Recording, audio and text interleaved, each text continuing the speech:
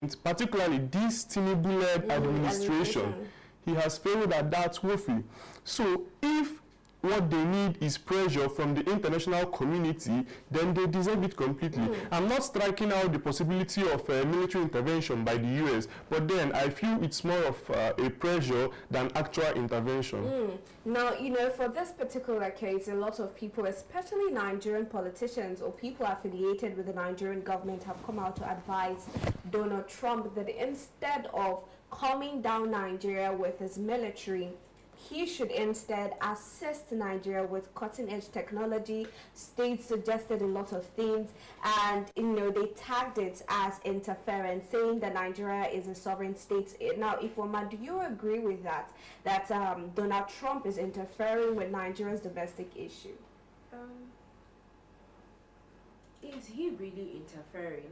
I think let's just call it as he already tagged it, that Nigeria is a nation of concern, you understand? So it's normal, it's usual for every other country to be concerned about the unrest in other countries. So I think it's a part, for me, the role he's playing here is the fact that he is concerned about the genocide attacks in Nigeria. And he is trying, just like what Ugochukwu said, that he is trying to mount pressure on the present government to do something about this insecurity. So I'm not seeing it as what you just said, but I'm seeing it as a way to, you know, try and curb insecurity in Nigeria. That's the way I'm seeing it. So quickly, before, I just wanted to say something on sovereignty. When you asked that, I wish to state that all those persons, all the presidential spokesmen coming out to talk about sovereignty now, they should be ashamed of themselves. Because earlier before now, they are the ones who came out to tell us that some of these terrorists who are terrorizing Nigeria, that are not Nigerians. Some of them are from Libya, from South Sudan. And what about sovereignty then? So we let terrorists to invade our country, but then we don't want to get assistance or help. So on the part of sovereignty, that's so you don't think that you just think they're being hypocritical? Exactly, than they've always been.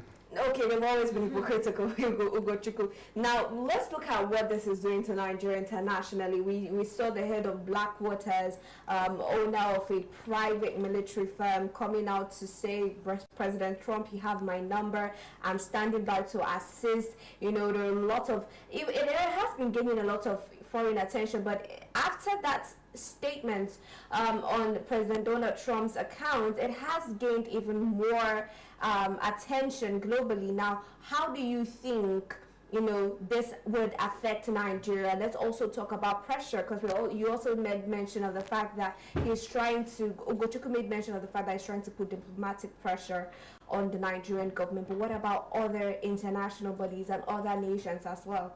Yeah, if there is possibility of everybody coming together to mount pressure on the government, yes, to, you know, stop or halt insecurity appropriately, then I think that should be what everybody should be doing at this point. Because this genocide attack, I was watching in the news a report by a US reporter. He was saying that statistics has it that from 2009 till date, Nigeria have had this genocide attack. About 50,000 Nigerians have died as a result of this attack, and these things are not numbers. They are not. These are people's lives. And what is the work of every government in a state, especially the government, is to protect the lives and properties of people. The citizens are more like they are seeing the government as a beacon of hope.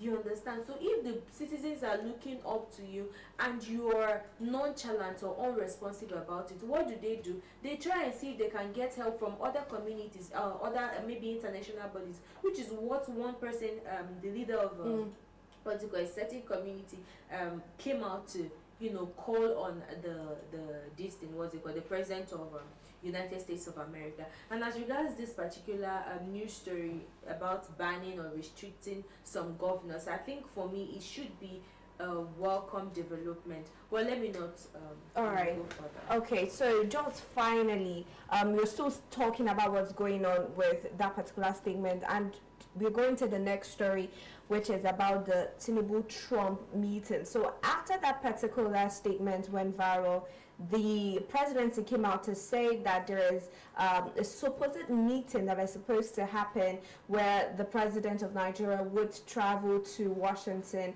to meet with President Donald Trump to see how they can discuss about what's going on in Nigeria. Now, they're coming out to say that that meeting might not actually happen.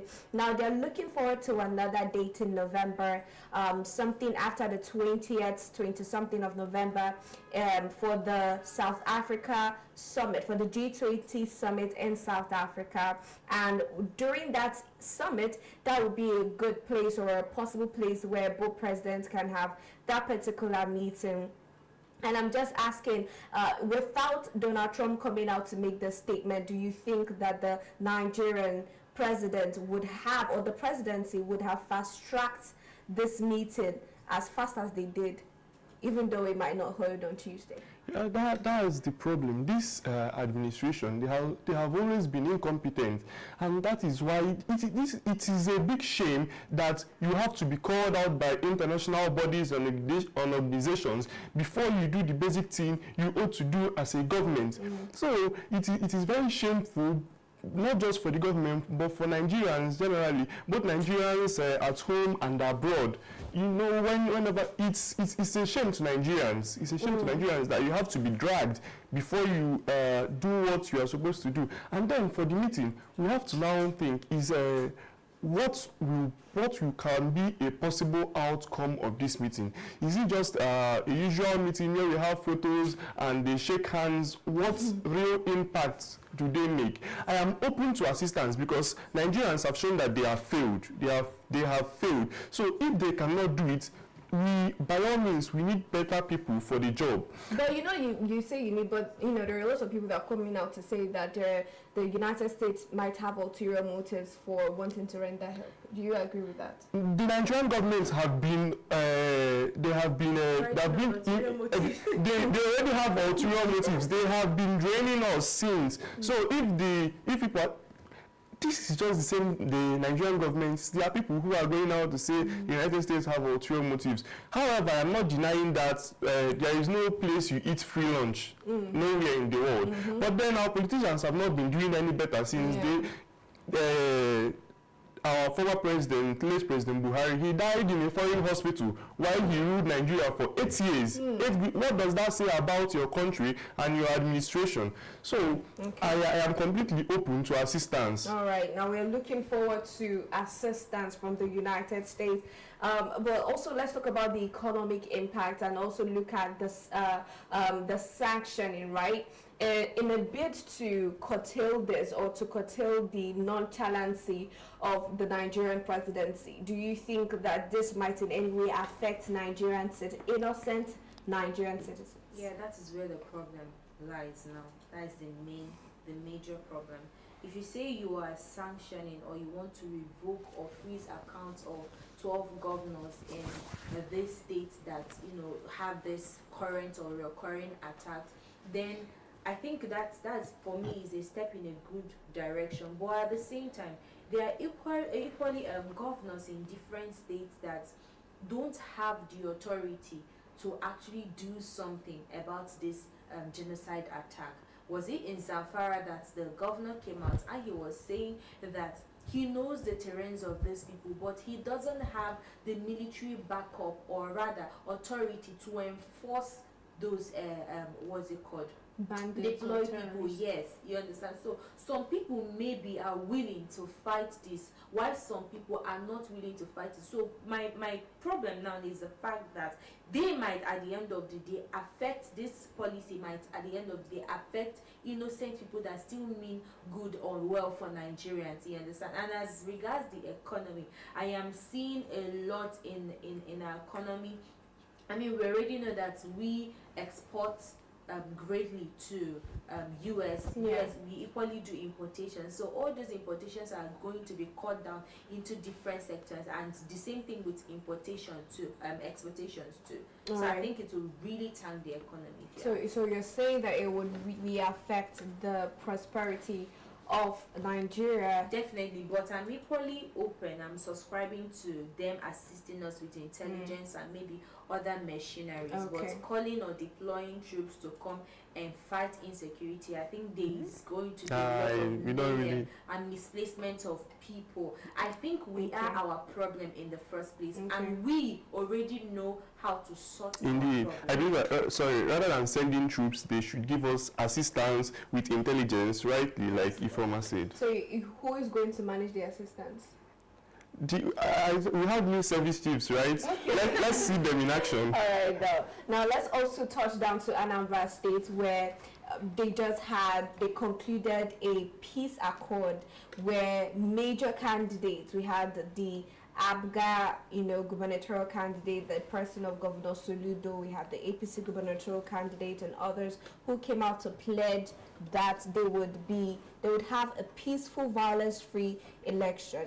Now, let's look at how effective peace accords have been in the past, Mr. Ugo.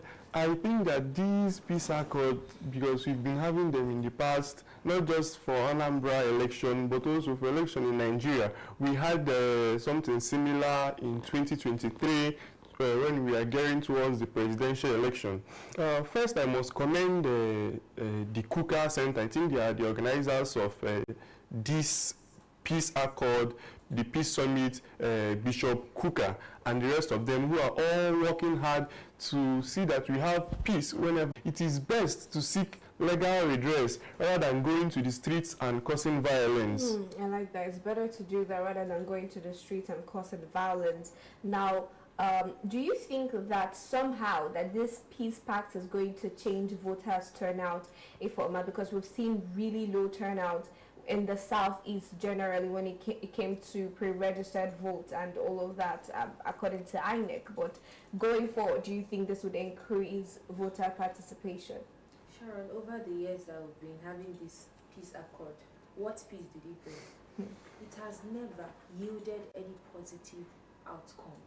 They keep having it, just like what he said, just to have it on paper. These are symbolic. It doesn't, for a fact that you don't have the capacity, there is no accountability, there is no trust, there is no enforcement at the end of the day. There is no need to even talk about peace in the first place. There are a lot of things, if I talk from now till tomorrow, that need to be fixed about Nigeria. But let me not just keep on painting Nigeria blue and black all the time. We already have a new INEC chairman, and he has promised this Anambra election should be more like his first responsibility and his first assignment as the elected INEC or appointed INEC chairman. So we are looking at how election in November 8 is going to pan out. He said he has already deployed about 74,000 people to different polling units. So we are waiting. 74, that's a lot. Or is it not 29? Is it, I don't know if it's around, but I know that they were massive deployment of people that will monitor and checkmate how the outcome or the election process. So we are looking forward to November 8th election. Is the result that will determine if he is truly worthy of that position.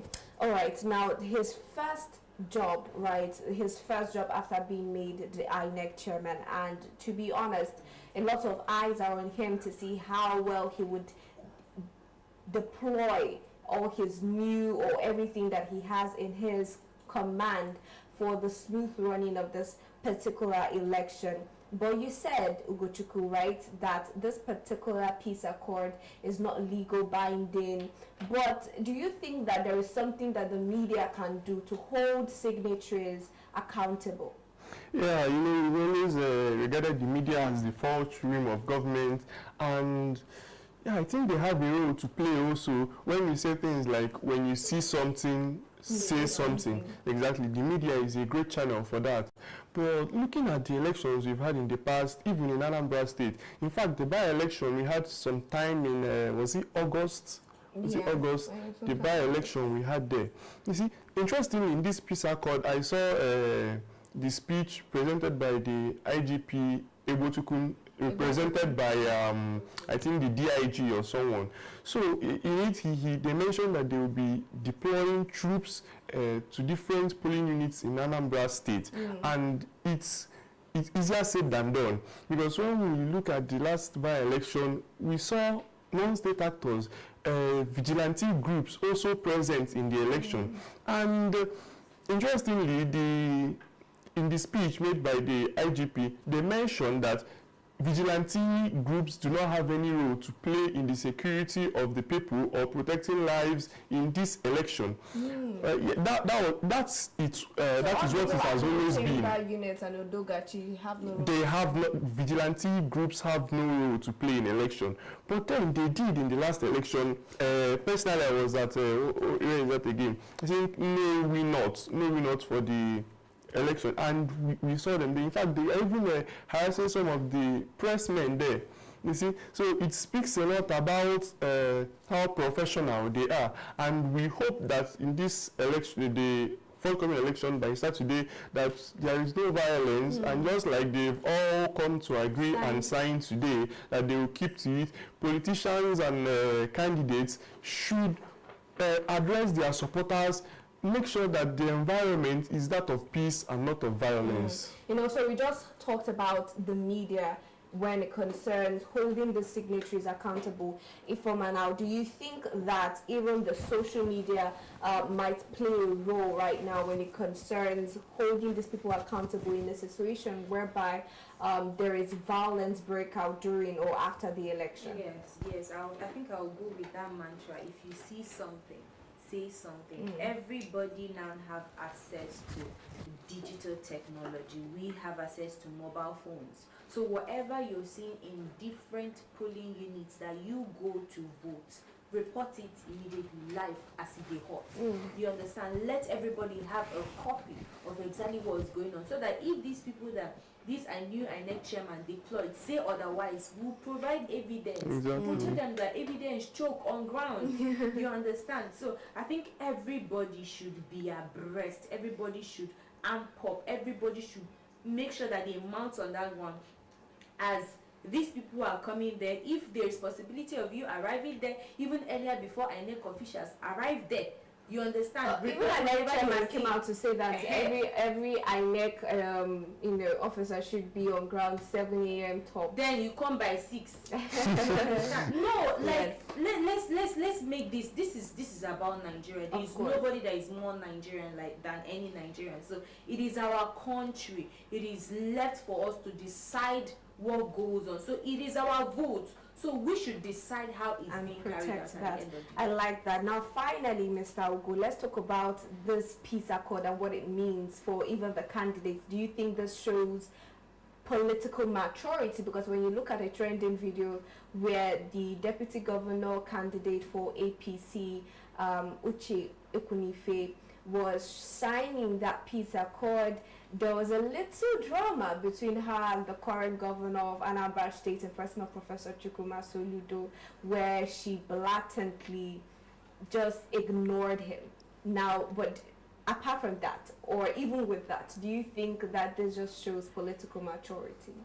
You know, Soludo has always likened himself with the character of President Trump, because President Trump is a very, very political man, and Soludo has always felt that he has the right and the liberty to talk down on people on social media and during campaigns, and then later on when you meet them in person, you go to laugh and shake hands with them. Really? No. Things are not done that way. You know, when you draw the line, you've drawn it. So maintain the energy. Exactly. Because you can't joke with people always. And I think what the deputy candidate, it was mature. It was matured for me, because if she doesn't really want to exchange pleasantries, there is no need to force it. She should be what she wants. That's it on their whole drama. But then again, I want to talk about the coming election. New preparations are on ground. Like we've said, it is the first election for the new INEC chairman, and we've all seen their preparations. Even the Anambra state government has volunteered to assist in the transportation of these INEC officials, all deploy them and keep them on ground. But beyond all these preparations lies a deeper question: how practical is it going to be? Or like some people used to say, is it church or church, no workings?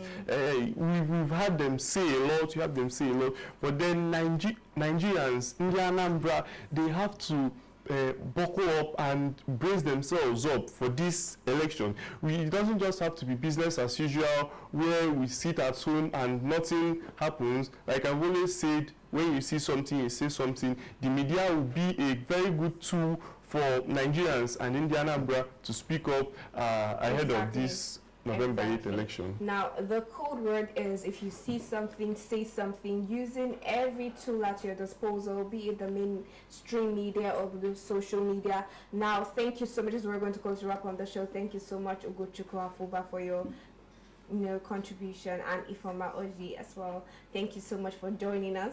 To our viewers, thank you as well for joining us today. If you're joining us for the first time, this is Active Citizens Parliament, where we discuss Nigerian politics. And if you've not followed us across all social media platforms, please endeavor to do so. Follow us at Active Citizens on all socials. You can also find me on my Instagram and Facebook at Sharon Enenchuku. And you? You can find me on Facebook at Oji Sophia and on Instagram at Misolex. And Mr. Ugochukwu. You can find me on Instagram, Facebook, and X at Ugochukwu Afuba. All right.